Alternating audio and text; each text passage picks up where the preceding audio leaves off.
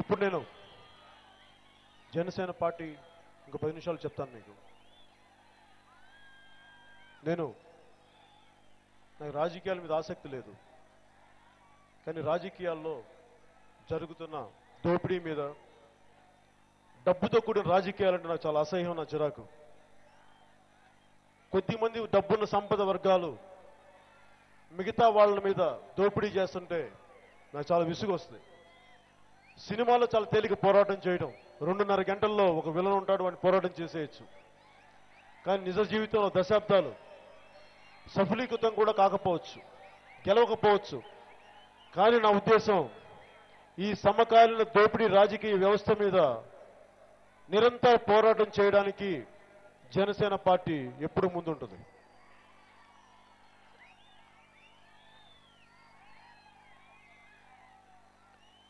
నేను ముందు ఇక్కడికి తరచుగా వచ్చి నా కార్యకర్తలని, మా పార్టీ నాయకుల్ని అందరిక్కడికి పంపించి పార్టీ నిర్మాణం అనంతపురం నుంచే ప్రారంభిస్తాను.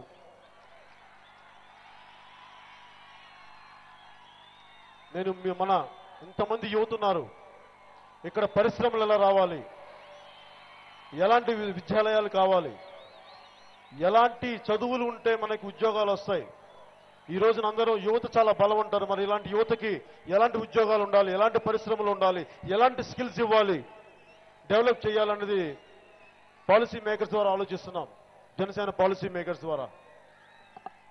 అలాగే ముఖ్యంగా ఆడపడుచులకి, రైతులకి, పారిశ్రామికవేత్తలకి ఎలాంటి విధి విధానాలు ఉంటే బాగుంటుందని మేము అన్ని చర్చిస్తూ ఉన్నాం.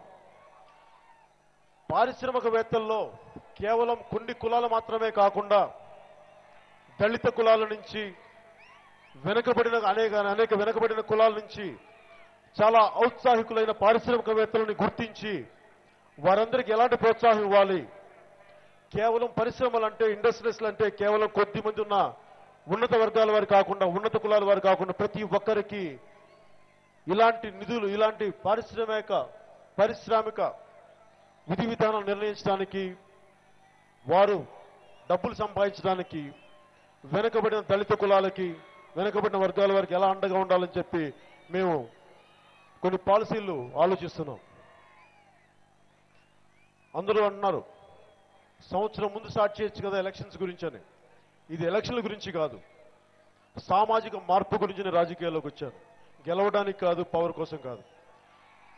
పవర్ వచ్చినా రాకపోయినా అది తాత్కాలికం. సమస్యల మీద పోరాటం చేయటం మటుకు నిరంతరం. అందుకొచ్చింది జనసేన రాజకీయాల్లోకి. కానీ ఇవన్నీ చాలా కష్టంతో కూడుకున్న పోరాటాలు. నాకు కావాల్సిందల్లా చిత్తశుద్ధిగా, మీ ఇంట్లో ఒకటిగా, మీ అన్నగా, మీ తమ్ముడిగా, మీ బిడ్డగా నేను మీకు అండగా ఉంటాను. మరణం దేహానికే గాని ఆత్మకు కాదని భగవద్గీత చెప్తుంది. మనిషి బరువెంతున్న మరణానంతరం 21 గ్రాములు తగ్గుతుందని సైన్స్ చెబుతుంది. అంటే ఆ 21 గ్రామ్స్ బరువు